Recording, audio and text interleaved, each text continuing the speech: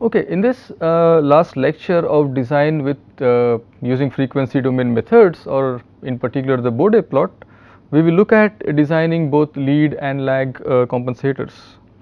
So just to again recap what we did earlier was, so you have this region 1, which was a low frequency region where we want the gain to be as high as possible so that we have low steady state errors.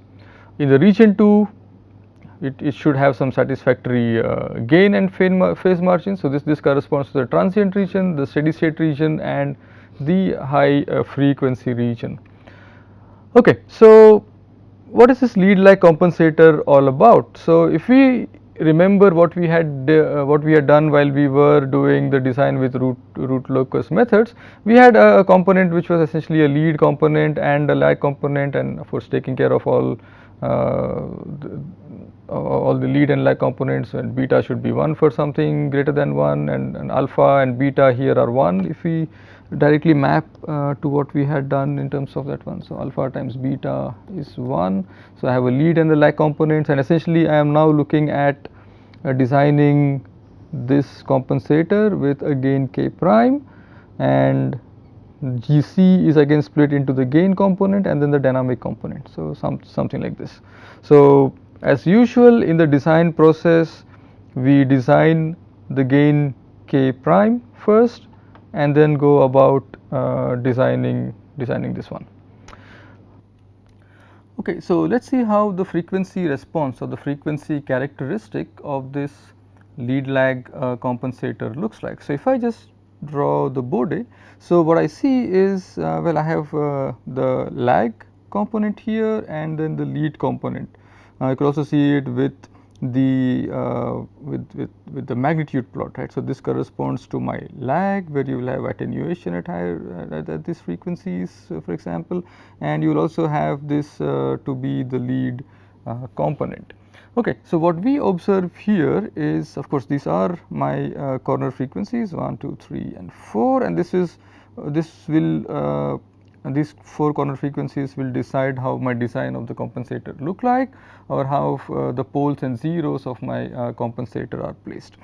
If I look at the phase plot, there is a certain frequency over here at which the angle goes to 0. Now what is this angle?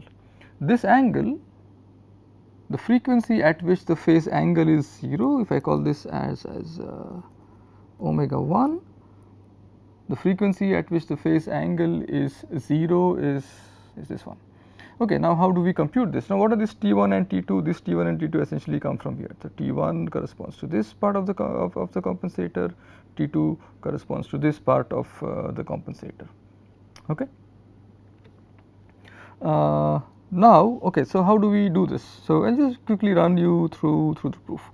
So you have the angle of GC j omega is so you have the angle of j omega plus 1 over T1. Similarly, you have the angle j omega T2, and now the angle of the poles with a negative sign j omega beta over T1, j omega plus beta T2. This could also be written as the tan inverse of omega T1, tan inverse of omega T2 minus tan inverse of omega T1 over beta plus tan inverse of omega T2 times beta. So I'll just split these two quantities, this guy and this one, and I just use a simple formula which we learn in trigonometry. So tan of A plus B is tan A plus tan B over 1 minus tan A, then the tangent of B. So, if I take the tangent of this entire guy, what will I be left with is I have omega t1 omega t2 over 1 minus omega t1 omega t2. Similarly, on this side I will have omega t1 over beta plus omega t2 times beta over 1 minus omega t1 and omega t2. Okay. Now, what happens when this is true, right? When omega 1, or at a frequency where omega 1 is 1 over square root t1 times t2, I substitute it over here, and I see that the denominator tends to 0, denominator tends to 0 here also. Okay, so what I will be left with is, okay, so the tan of this entire first term is infinity. If I take the inverse tan, what I get is that whatever is remaining inside has an angle of pi over 2. Similarly here, right. So, the tangent of these two terms added up would be infinity, therefore, whatever terms in the bracket is pi by 2. So, I have a pi by 2, and this happens only when at these frequencies, right. I am looking at a situation where omega is 1 over square root of t1 times t2, and at this frequency I get, if I substitute this here, I get a pi by 2 minus pi by 2, and therefore, the angle contribution, the angle of GC of j omega at this frequency, omega is 1 over square root t1 t2 is actually 0. Okay, so just a little summary of what we learned so far. So, if I look at a lead compensation, well, as the name suggests, it provides a phase lead, which means it improves the stability margins. It also has a higher gain crossover frequency, which means it has a higher bandwidth, and we know what is the relation now between bandwidth and the damping ratio, and that suggests that higher the bandwidth, which would mean lesser settling time. And of course, it needs an additional gain, increase in gain to offset the attenuation. The alpha was less than 1, therefore, we had to put some kind of a gain there so as to offset this attenuation. Okay, so the lag compensator, it reduces the system gain at higher frequencies in such a way that it does not affect the system gain at lower frequencies. So, only the higher frequencies are attenuated. Reduced bandwidth obviously means slower response, and it helps in steady state accuracy, right, as we see also in the time domain. Because of this property of reducing the system gain at higher frequencies, it helps attenuating the high frequency noise. And another drawback was, well, this pole 0 combination near the origin. So, the compensator poles and zeros in the lag case are placed very close to the origin, and this will lead some kind of variation in the transient response in terms of the settling times. It will have a long tail with small amplitude in the transient response. Okay, so now if both fast responses and good static accuracy are desired, then you go for a lead lag compensation. Increasing the low frequency gain would mean improving steady state accuracy, and of course, the bandwidth and stability margins can also be increased when we do the lead and the lag design together. Okay, so let's start with an example and to see what I am trying to say here, that I am given a transfer function which looks like this, and it is desired that kV is 30.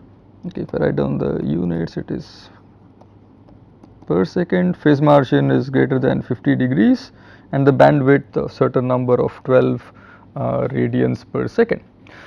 Okay, so what I will do here is I will try to solve this in MATLAB. I just plot everything for you, and we'll see how the design process goes. Many times while designing, I had mentioned that, well, the design is not a one-step process. You may have to do it over and over until you reach closer to the solution. So in the first iteration you may be close to the desired results, but not. Then maybe in the second iteration you may tune your parameters, which are essentially the beta. Maybe you can choose a different alpha and beta, as we did in the time domain analysis, to just tweak it a little bit so that you get the desired response. So I'll just quickly run you through that process of going about that. Okay, so before that, right, so we are given this kV. Now kV should be 30 seconds. So what is the kV in my case? kV in my case is the standard formula, limit s tends to 0, s times g of s, that becomes k here. So for kV to be 30, this guy k should also be 30. So I am looking at a gain compensated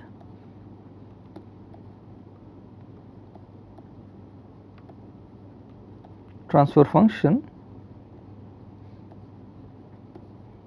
or the plant also, right, the gain compensated plant, which now looks like this as 30, and the rest all remain the same. I have a j omega, 0.1 j omega plus 1 and 0.2 j omega plus 1. Okay. Now let's go to MATLAB and try to see what this gain means in terms of stability margins. So I have G as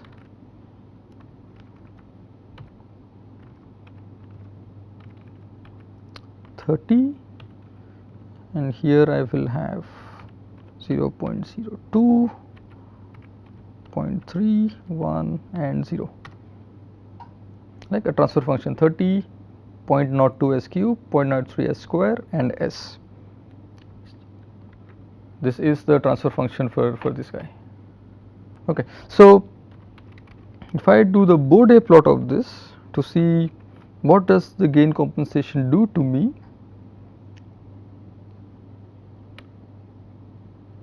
Okay, so I have the plot here.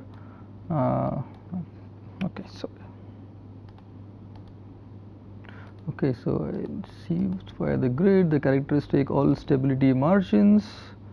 Okay, so I have phase margin of -17, a negative gain margin, and it shows that the closed loop system is unstable. Okay, so something not very good has happened here.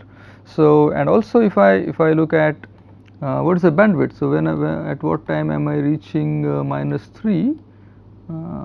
So look at this, go here, so roughly about 11, something about 11 point what is it? Oops, it's about 11.3 radians per second. Okay, so let's just note that down. So the gain compensated system has, well, this is unstable. It has a negative phase margin, a negative gain margin, and also it has a bandwidth of well, roughly about 11 radians per second. Okay, so this bandwidth is what I measure looking at the open loop Bode plot with a gain k of 30. So the specifications are usually in terms of the closed loop bandwidth, and in the previous lectures we saw how closed loop was in a way related to zeta with some kind of complicated formula. Okay, so this bandwidth of 11.8 radians per second is for the open loop. How does the closed loop bandwidth look like? Well, typically the closed loop bandwidth is, if I say denote this as the closed loop, it is usually greater than the bandwidth for the open loop. So if this is 11 here, the closed loop bandwidth would be roughly about 13. So we can check this with the help of the closed loop Bode plot, or if we were to do the design through the design process, check the bandwidth, we may have to use complicated plots like the Nichols chart, but we will try to avoid those. So what we will here do is, I mean, time and again we will measure the open loop bandwidth, and typically the closed loop would be about 20% higher than the open loop. Okay, there is no reason for me to say 20%, but I'll just make sure that my design for the open loop is around maybe 9 or 10, so that the closed loop is close to 12, right? So this we may have to check. You may take the Bode plot for the closed loop system and see that the bandwidth for the closed loop system is actually 13 radians per second. However, this is not very useful to us because I am just here dealing with an unstable system. Now let's just try what happens with just using a lag compensator. I'll just write down the steps here. Let me just take arbitrarily any. Okay, let's start with say a lead compensator.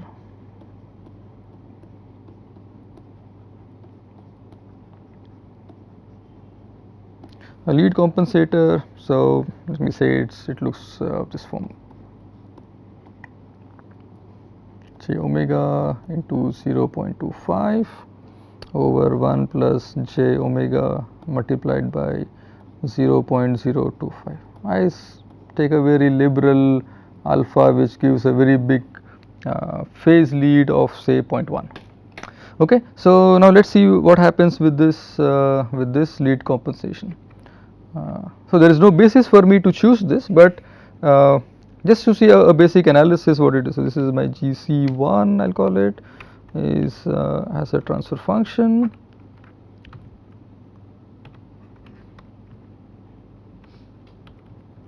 So it has 0.25, 1, 0.025 and 1. Okay, so this is how my compensator looks like. Okay, so now if I do the Bode plot of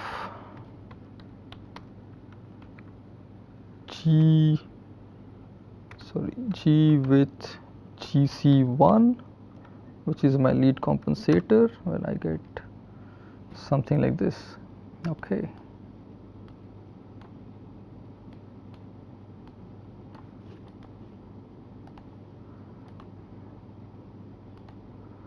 Okay, I see I have some improvement in the phase margin. The good thing is that the closed loop system is stable.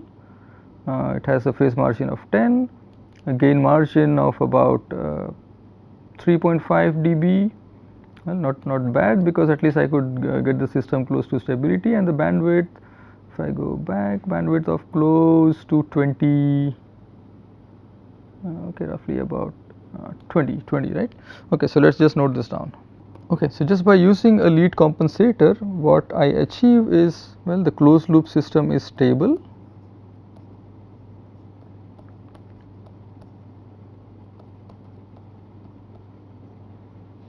Okay, now what is the phase margin?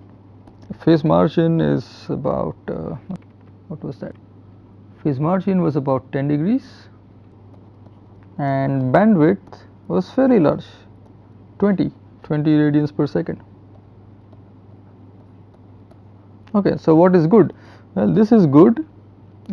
This is a good thing, but it is far from desired. Desired was more than 50. So this is just about designing with the lead compensator. Let me just do with the help of a lag compensator, right? And just take some standard this one, some standard compensator.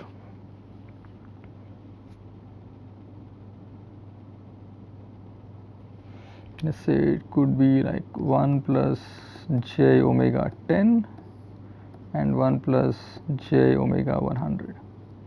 Okay, so let's see what MATLAB says because of this. Okay, so let me call this GC2.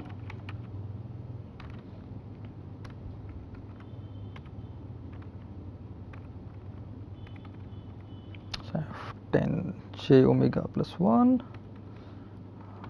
101. Okay, now if I do the Bode plot of this plant with the lag compensator, and it looks something like this. Okay, there it is. Good. and I'm looking at the stability margins. Okay, so I see that my phase margin is quite good now. It's 42, a good enough gain margin. Let's say what is happening to the bandwidth. Where am I at? Minus 3 dB is roughly about 3.4 radians per second. So with this, my phase margin has shown some improvement. Well, the closed loop system is stable, which is good.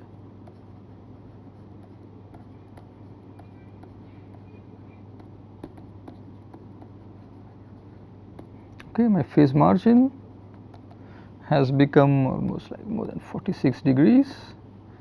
Then I have the bandwidth is 3.3 something like that, close to 3.4 radians per second.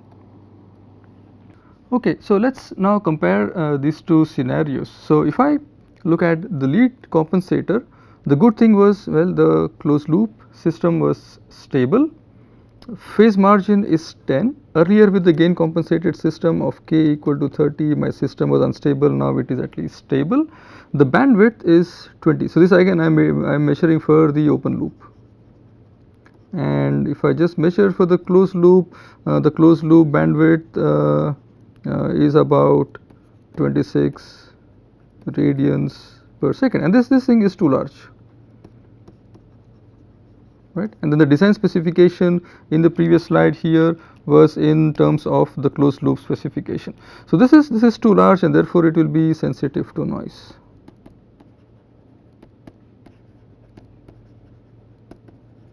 Okay, now this is about the lead part of it. Now what does the lag compensator do? Well, good thing is the system is again stable.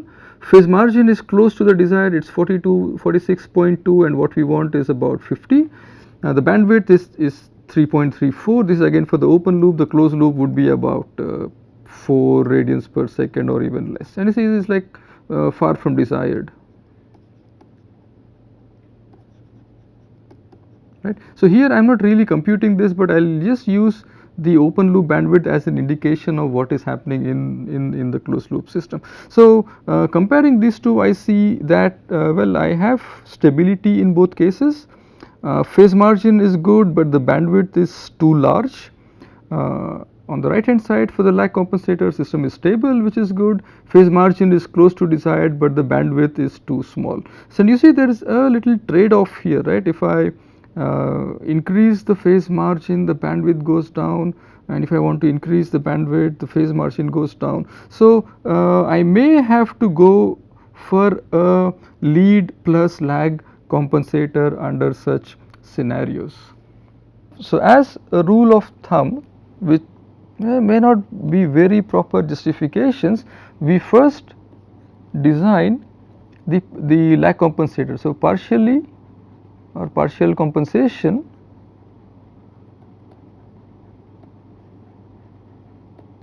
is via a lag compensator, and if we get the system to behave slightly better, then we can use the lead to overcome the deficiencies via the lag compensator. So here the bandwidth increases, phase margins are okay kind of thing. Then if it is like, say the desired is 50, this guy gives me 30, I can compensate this with a lead, and also the bandwidth can be increased, because the lead naturally has this tendency to increase the bandwidth of the system. Okay, so how do we do this?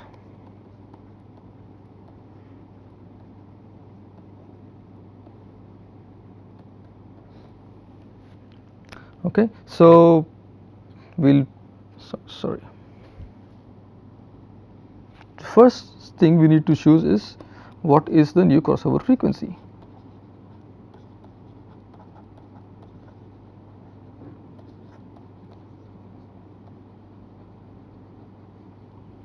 Okay, so I'll again go back to my plots.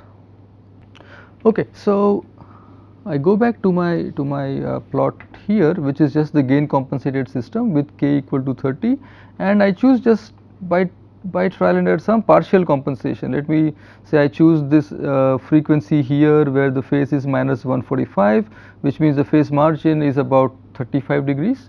And so when will this become the phase margin? When this frequency 3.52 is actually the gain crossover frequency. Okay, so I go here, So roughly about this point I want the magnitude to be 0. What is the magnitude here? It's about 16 dB. So this, the lag compensator should provide a negative gain here of minus 16.5, okay, such that this is the new gain crossover frequency. I am just assuming some partial thing here. You can also go to 150 and check, you can also go to minus 140 and check. So no hard and fast rule here.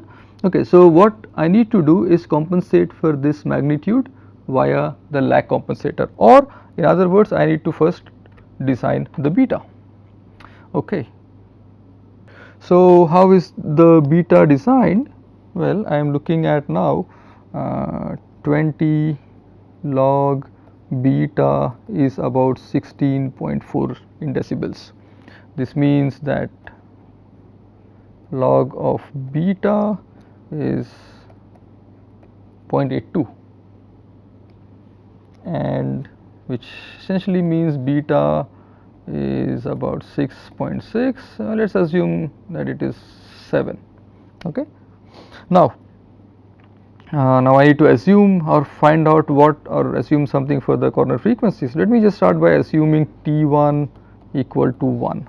Okay, and with beta equal to 7, T1 equal to 1, my lag compensator, if I call it GC lag, would look something like this. I have sorry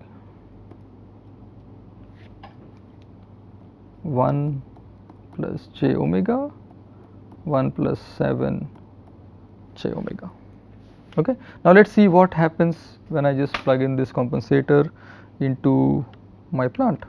Okay, I will call this as my GC lag.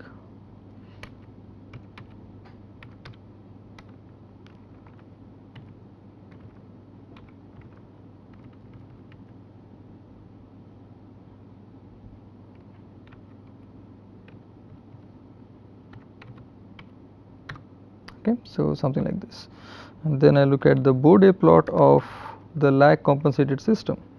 So G is the gain adjusted, and then I have GC lag. Okay, so what is happening with this now?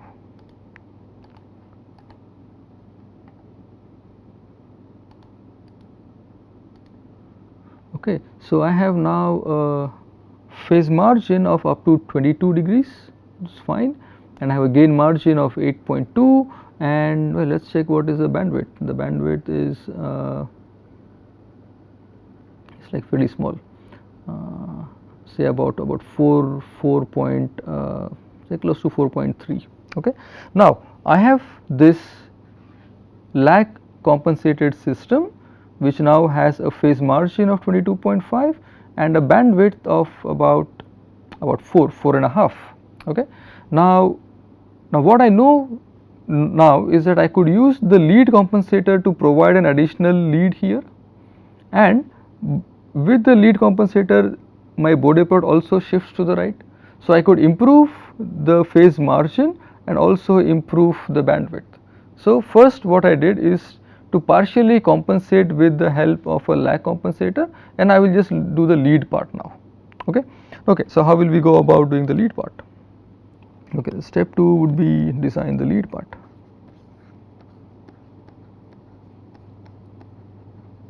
Because this compensator had given me a phase margin of 22 together with a bandwidth of almost about 4.3 radians per second. Okay, so now the lead part. So what is that? Beta is fixed, okay, and alpha times beta is 1. So I know what is alpha now. So the phi of m, if I write it in terms of this beta, would be sine inverse of 1 minus, what is my alpha, is 1 over 7 by, let's be a bigger bracket here, 1 plus 1 by 7. This is comes out to be 48.6 degrees. Okay. Now what will change is there should be another new crossover frequency.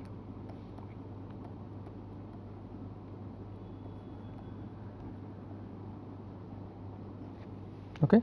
So this new crossover frequency, now we have to adjust this into the lag compensated system, like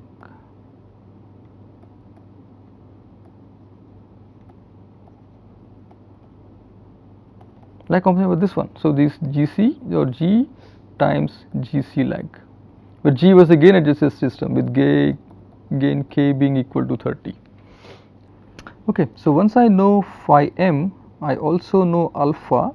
I can compute alpha, or in this case I know beta, where alpha is 1 over beta. I can compute the new crossover frequency where the magnitude of the lag compensated system take this value minus 10 log beta. So this is minus 10, log of beta is 7. Sorry, log of the beta is 7, this is minus 8.45, and this 8.45 occurs at omega m. I'll show you this from in the Bode plot, is about 6.15. Okay. Now once I get this omega m, so I know alpha or beta, I know omega m, I know phi m. I can compute T2 as square root of beta by omega m, and this turns out to be square root of 7 over 6.15. This is 0.43. Okay. So if you remember the formula, it was like 1 over alpha times T is equal to omega m square root of alpha. Just go back to the slides of the lead compensator and you'll get to know this.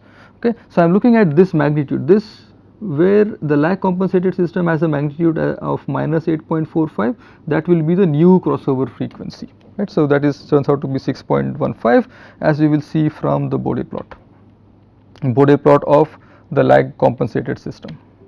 Okay. So where is it? Minus 8.45 is, yeah, roughly around here, right, 6.15, right. This is the frequency here, right. Okay, so now based on these things I can write down how my lead part of the compensator would look like. So the lead compensator has now the form based on omega m is 6.15, beta being 7, T2 being 0.43. This T2 is essentially the time constant of or the numerator part of the lead compensator, right, which we had here. So the unknowns in my design were T1, beta and T2. So now I'm actually going to find out what is T2, and by doing all this process I get T2 to be 0.43, which gives my G lead, or if I call it GC lead, to be of the form 0.43s plus j omega plus 1 over 0.0614 j omega plus 1. Let us see how the overall compensation now looks like. So I have G, which was 30 over j omega, 0.2 j omega plus 1, 0.1 j omega plus 1. I had the GC lag, which looked like 1 plus j omega, 1 plus 7 j omega, and I have the lead. So let's see how my Bode plot has changed when I plug in this lead compensator. Okay, so my GC lead is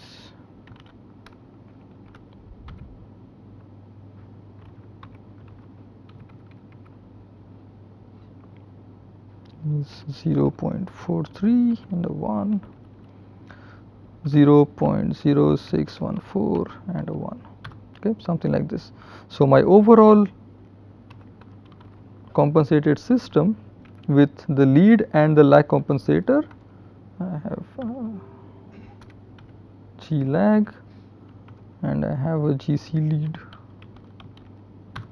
Okay.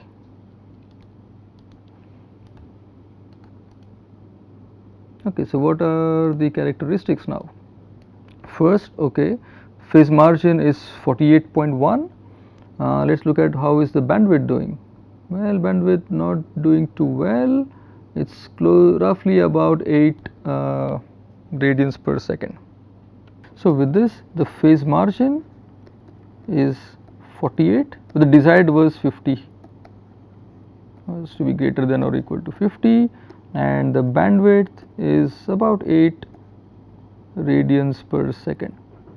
Okay, again this bandwidth is for the open loop case.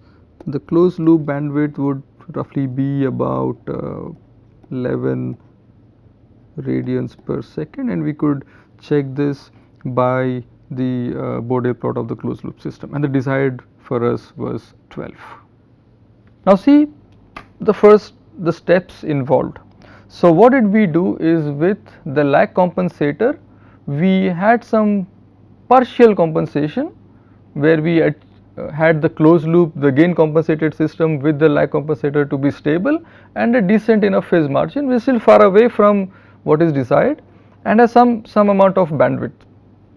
Now I know that given this configuration I can now use a lead compensator to increase the bandwidth and also to push up the phase margin. So here the design involved choosing an appropriate beta, then I had to choose T1, and I was also taking this special case where alpha was 1 over beta. So given an alpha I had to choose a beta which satisfied this relation. So, and if you look at the design, what does the design give me? Well, I am close to the desired phase margin of 48, I am close to the desired bandwidth which is close to 12, here I am at 11. So what I could do is I could design the lead and lag component separately.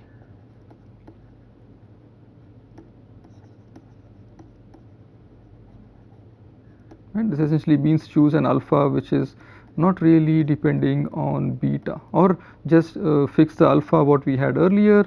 You can choose a different value of beta to be 9 or 10 or whatever, and then you can just come back to this. So what is required? So now we are close to the to meet the closed loop specifications. So what are required here are just little bit of tweaking of these values of alpha and beta so that we get to the exact values, not as close but really greater than 50, or the bandwidth about 12 radians per second.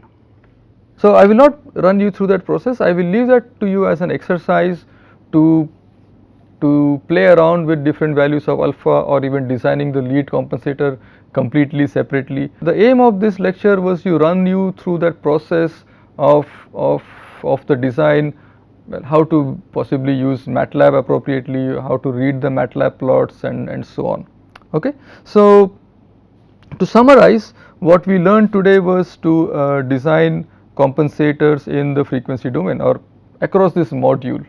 In the 10th module, we will do something more, something little different. So these are not necessarily a part of a regular control curriculum, but these are important and interesting and also useful things to know. The first is experimental determination of a transfer function. So given a system for which I have no physical model essentially means I cannot realize them in terms of any circuit components or mechanical components. Can I just look at its frequency response, generate a Bode plot and get the transfer function? We will do the latter part of it. Given a Bode plot, can I generate a transfer function? And that leads to a very nice concept. What we should be careful of is that of non-minimum phase systems. So these are essentially the two things which we will deal in module 10. Might be a smaller module in terms of the length of the lectures than compared to the other modules, but still very informative and useful enough. Thank you.